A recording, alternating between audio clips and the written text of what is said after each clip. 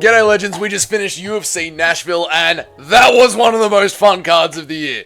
Like maybe the most fun card of the year. That was goddamn awesome. It wasn't just obviously the Derek Lewis main event. It was the sick fight that we had between Stephen Thompson and Gabriel Bonfim.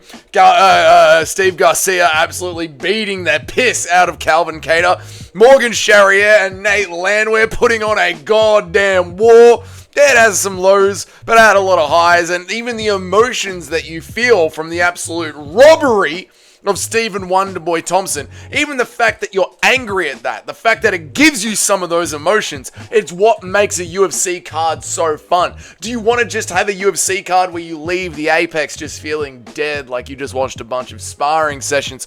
Or do you want to watch a UFC card where you feel like you watched a bunch of fights that actually matter and affect people's careers and that you felt on a visceral level?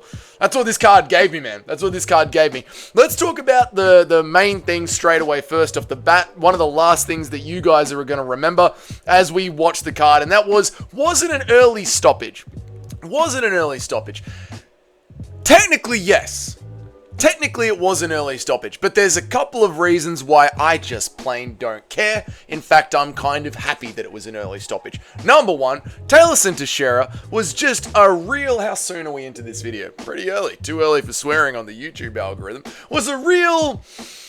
He was annoying, in the words of John Jones. He was annoying to me. I found him annoying. He was so... The face-off between him and Derek Lewis, where Derek Lewis is just like taking a minute to get his feet planted, and Teixeira is giving him this prickish smile of trying to get in his face and big boy him. It's like, Taliesin, you just got here, brother. You're a tougher away from the Contender Series. This is Derek Lewis. Derek Lewis, who has fought DC, one of the greatest fighters of all time, for a title. Derek Lewis, who has knocked out Alexander Volkov. Derek Lewis, who has knocked out Curtis Blades. Like, this is Derek Lewis, mate. Show him a little bit of goddamn respect. And he didn't do any of that, which was irksome to me. I found it irksome. And then Derek Lewis got that fire in his eyes. I was like, right, let's go. So, I don't know, what has this got to do with the stoppage? Let me continue, right? Then there was the wasn't an eye poke early in the first round. And then Derek Lewis just hammers him, beats the living piss out of him, and Teixeira, as well as being irksome and annoying and a bit of a prick during the face-off, as well as the wasn't an eye poke, then starts to claw his way up the cage like Spider-Man. Not just a grab. No. He is down on the ground, having the piss beaten out of him by Derek, and the only way he has managed to get himself back up to his feet is because he is Spider-Manning himself back up onto the cage. Right now, if he had not cheated to get back up to the feet, the fight would have been finished on the ground because he wasn't doing anything else to get himself back up except cheating. So, was it an early stoppage? Technically, yes, but if he hadn't have cheated to have this early stoppage in the sequence that it was in, it would have been finished. And number two, you deserve it. You deserve an early stoppage to do that to our absolute GOAT, Derek Lewis. And then the call out afterwards. Derek, what do you want next? Oh, bro, I've been gone for 2 weeks. I want my wife. Look at that fine eye. She gonna get that ground and pound.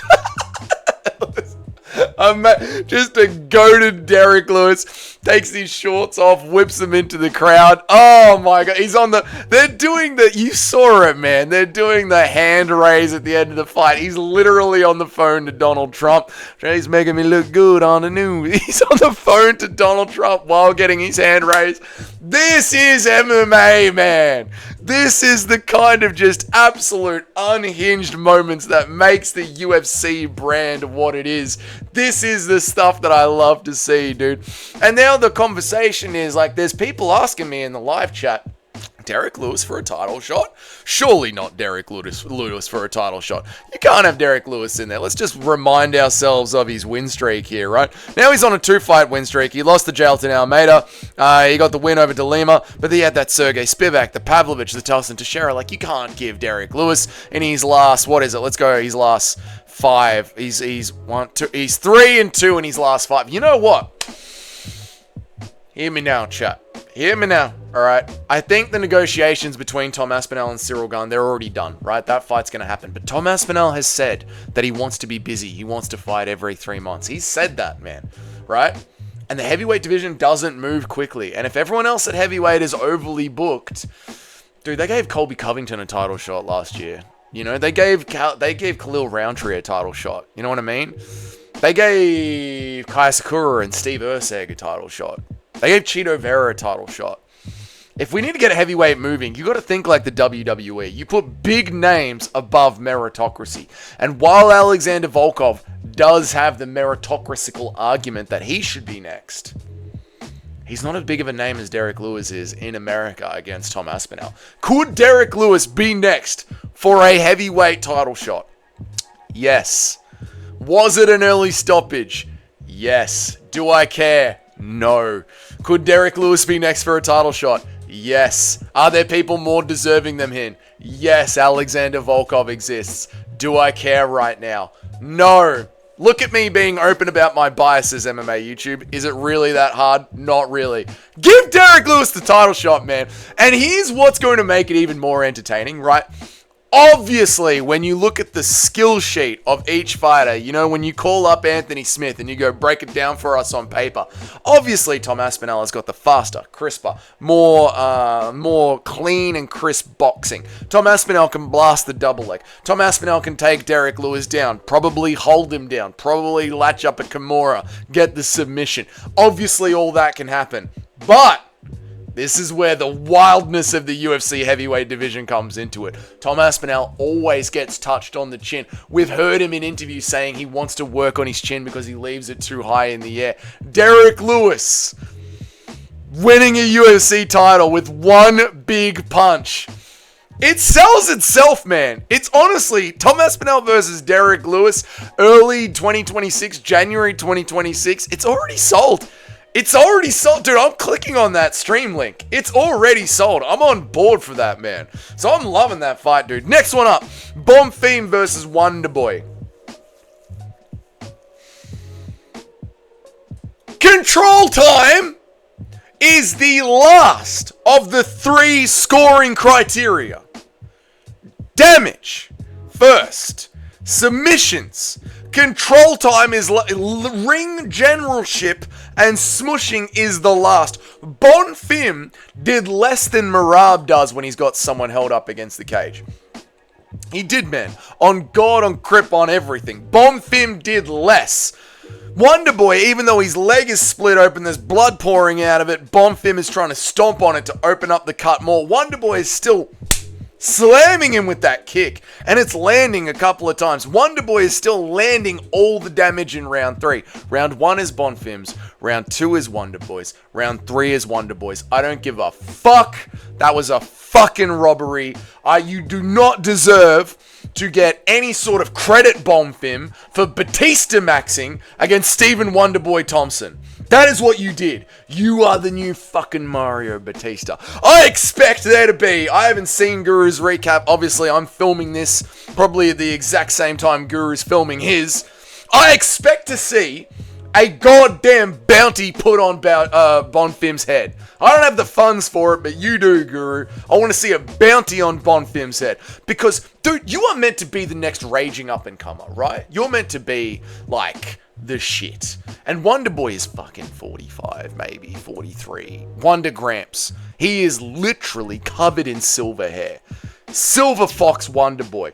And you're hugging him up against the cage. That's your warrior spirit, Bonfim. I want to see a bounty from the big goo. I need to see it, man. I need to see it. Let's move down the card a little bit and keep talking, because this card was phenomenal. How shit is Morgan Charrier? I know I should have done Steve Garcia and Cater, but I just want to get to this fight, because I don't know how long I'm going to go for this recap. But how shit is Morgan Charrier? What do you mean, Dougie? He won. How dare you say that? Dude, you lost 2 rounds, maybe 3 rounds, no, 2 rounds. You lost 2 rounds to 37-year-old. I'm a jab and follow it up with a hammer fist, Nate Landwehr. They were sequences that were happening. Nate Landwehr's striking is Juliana Pena levels of striking. And I know there's some people in my live chat that's going to be like, so you're saying he's a GOAT? No, listen. You can't be in there, Morgan Charrier, as the rising up-and-comer against 37-year-old Nate Landwehr, who is jab, hammer fisting, down 2 rounds, just an insane skill of grit, determination, and heart. Start of round 3, Nate Landwehr's giving himself the old bicep kiss, running at Charrier full fucking bore, mate. And Charrier's just like, I gotta get him out of here. I gotta get him out of here. And well done to Charrier. Like, I will give Morgan Charrier credit for that. Like, he's French, and he dug down into the fire to try and get a win. I know. The French had a go and won a fight. I'm as shocked as you are. That might be the most surprising thing of the entire card. A Frenchman needed to find his balls, found them, and won a fight.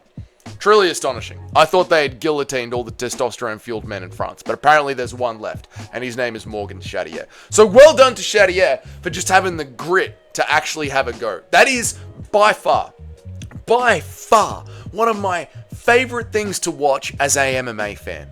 Seeing a fighter that is down 2 rounds and go, no, mate, I'm not quitting. And getting back in there and just having a crack. I love seeing that more than anything else. And Charrier did that. But we do need to note this fight down for our future predictions when we're talking about future fights. Morgan Charrier lost 2 rounds to Nate Landwehr, 37 years old. Calvin Kattar, let's talk about it. Calvin Kattar versus Steve Garcia. There was a lot of people that were still picking Calvin. Was there a lot of people that were picking Calvin Kattar? I feel like Calvin Kattar had a nice, loyal fan base in there. Only 27% of people were picking Calvin Kattar. 43% of people were picking Steve Garcia. I mean, I am not shocked by what I saw at all. An older Calvin Kattar, who I believe has had knee surgeries or had hip surgeries. He's had work done to his body from injury. Was just slow against a younger, feistier boxer, Garcia. What I was surprised about was the lack of composure. Because Calvin Kattar, and maybe it's a lack of composure, let me know about this down in the comments. Am I reading this wrong? Was it a lack of composure, or was it the Morgan Charrier effect? Like, I've got to get in there and I've got to win this fight. Because Calvin Kattar would overswing things so telegraphed from far away, and Bonfim would just step out of the way and land the right shot on Calvin Kattar in the return. And is it Calvin's getting angry because his body's not doing what it used to do?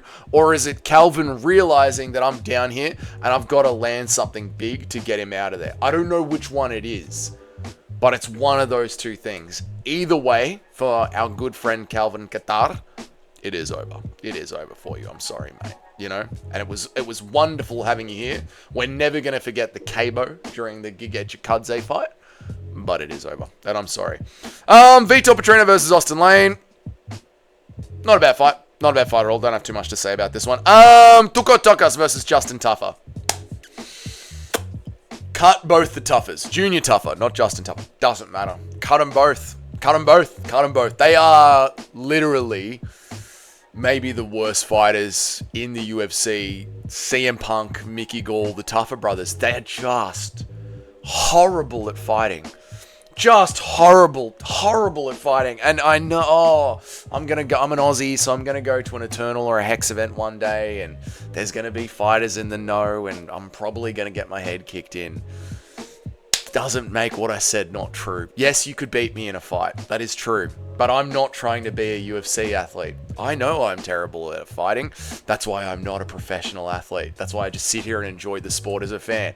And as a fan, I've watched a lot of fights. And I know I can taste bad food when it's in my mouth, and I can see dog shit fighters when I look at them. And the Tuffer brothers are fucking shit. And that was such a horrible performance. You should fucking cut both of them. They're fucking pointless to have in the UFC. Absolutely pointless. Just bad. Bad. Chris Curtis versus Matt Griffin. I don't know how that was a split decision, but I loved seeing the look on Chris Curtis's face as he's worried that he's not going to get the pick. I love salty man Curtis. I absolutely love it. He's such an emotional fighter, and I love it because he's so good at boxing. He's a phenomenal boxer. He's very, very good at boxing. But if you're not in his boxing range, he does start to get a little bit frustrated. But even on the flip side of that, because he's so emotional, in that last round against Max Griffin, he's doing a little judo toss on Griffin, throwing him to the ground. He's smiling on him, pointing at him, giggling at him, laughing at him. Like, Chris Curtis wears his heart on his sleeve, and as a fan, you love to see it because it's not a robotic NPC Apex copy and paste fighter. You are, whether he's down or whether he's up, you're getting something off him, and he's a stand-up boxer, and he's got decent takedown defense, so I'm always going to be a Chris Curtis fan. Whether it's Salty Man Curtis or I'm overly happy at how this is going, Chris Curtis, I love it. Split decision, insane. Absolutely insane. Jake Matthews got the win over Chidi Njokuani. I never doubted Jake Matthews. Never doubted him. Don't check my picks. Never doubted him. You know, we're on. We are going to get yet another title. Jake Matthews for the bloody win, mate. He's really started to sort it out now. He's just entering his peak. I'll always be picking Jake Matthews. I thought Jake Matthews was going to lose. I've always had him as a bit of a journeyman, 50-50 sort of a fighter. I don't know when he's going to show up. He showed up tonight. It was great to see. I'm happy to see it.